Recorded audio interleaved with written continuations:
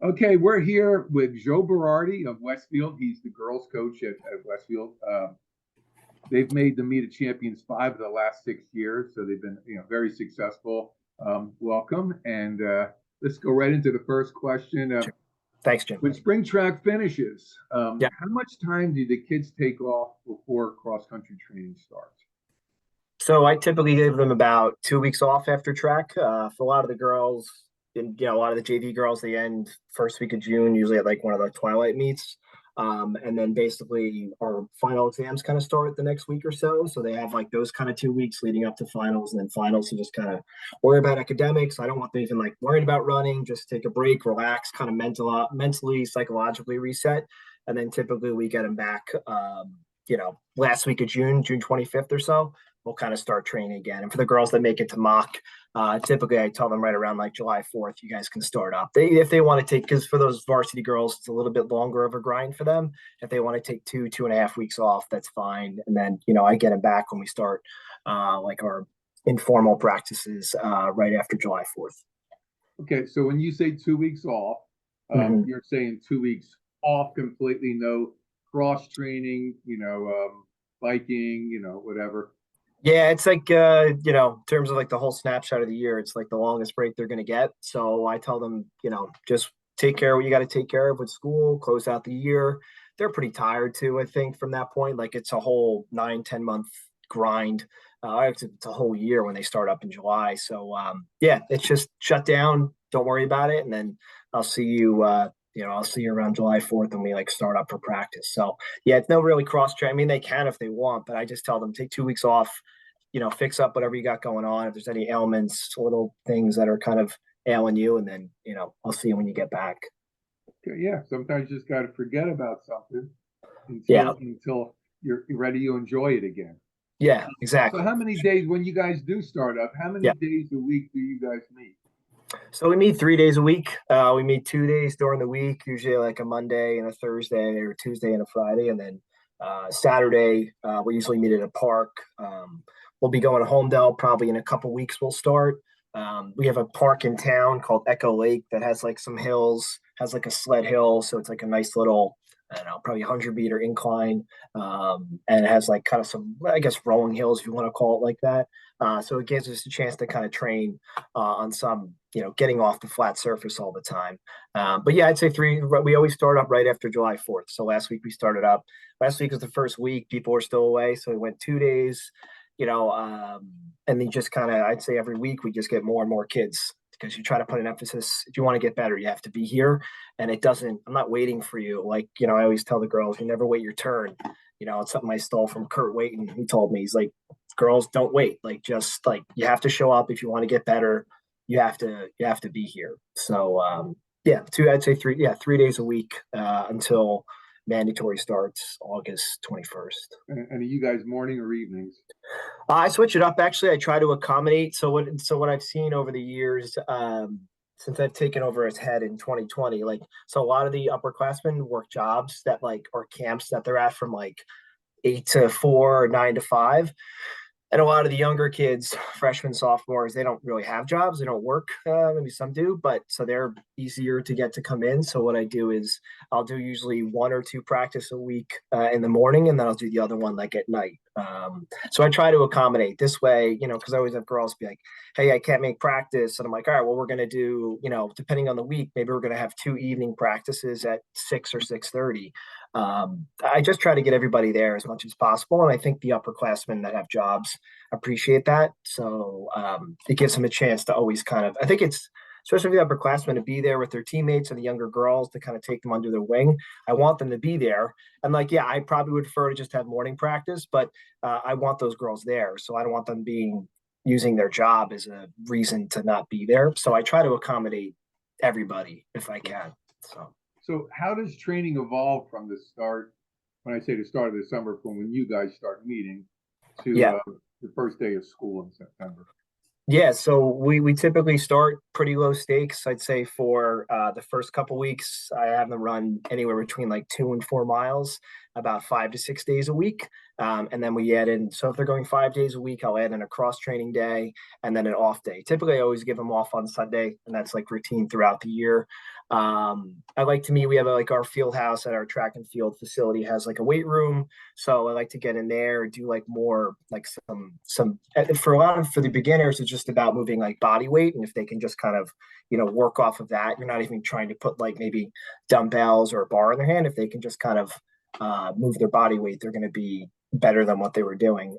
It's something I'm like trying to get better as a coach. Like we've tried implementing the last couple of years. Like when I first started, like the weight room wasn't really something that I focused on, but talking with other coaches and getting their feedback, it was like, it's important. It just, I guess for a big team, it can be a little bit of a challenge. We have like usually 50 girls on the team. So you have probably 6 training groups at 50 girls trying to rotate girls in and out of the weight room, and then making sure they're supervised can be a little bit of a challenge, but that's something we've tried to implement and get better at. And then I would say we started something that I kind of changed last year. I got it from Rich Reefy at Hillsborough. I was always like not really a fan of doing workouts in the summer.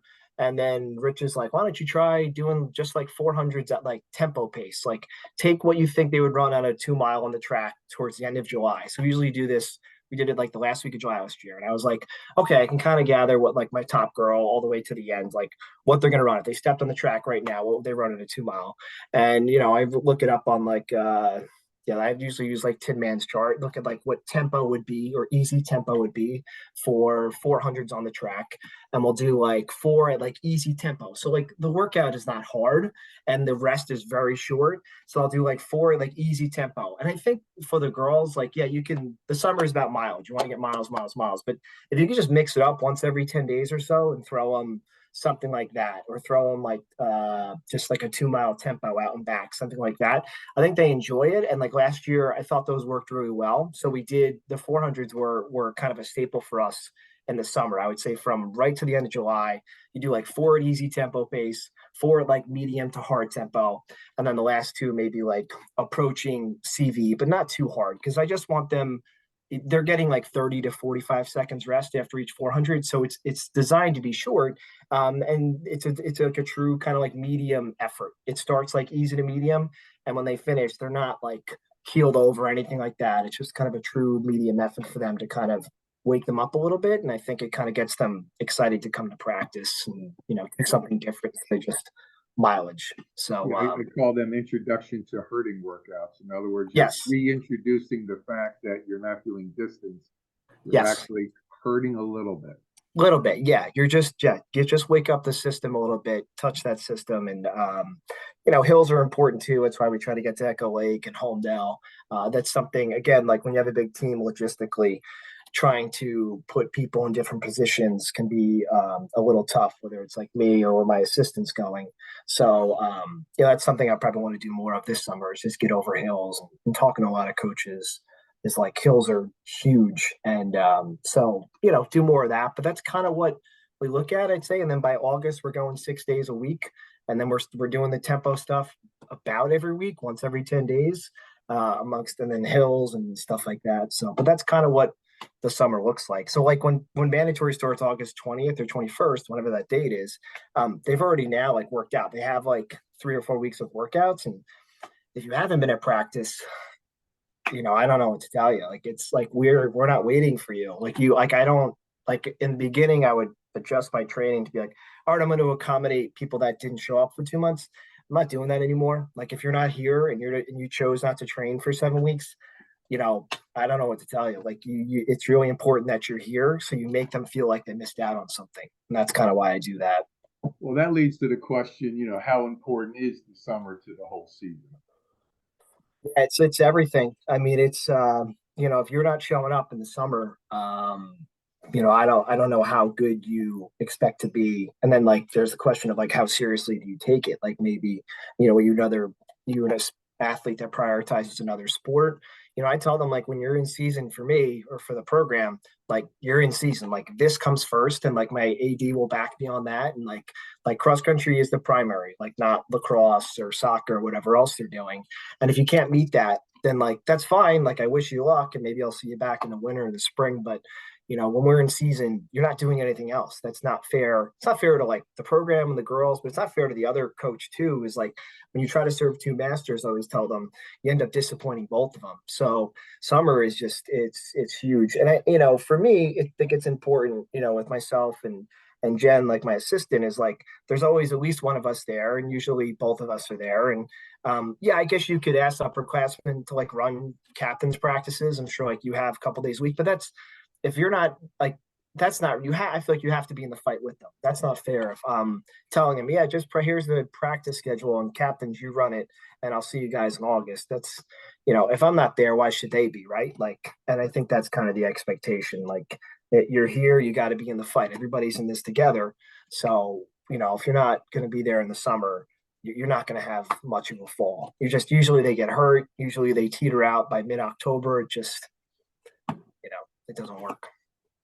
So how do you create a team culture? Is that part of it that you just said?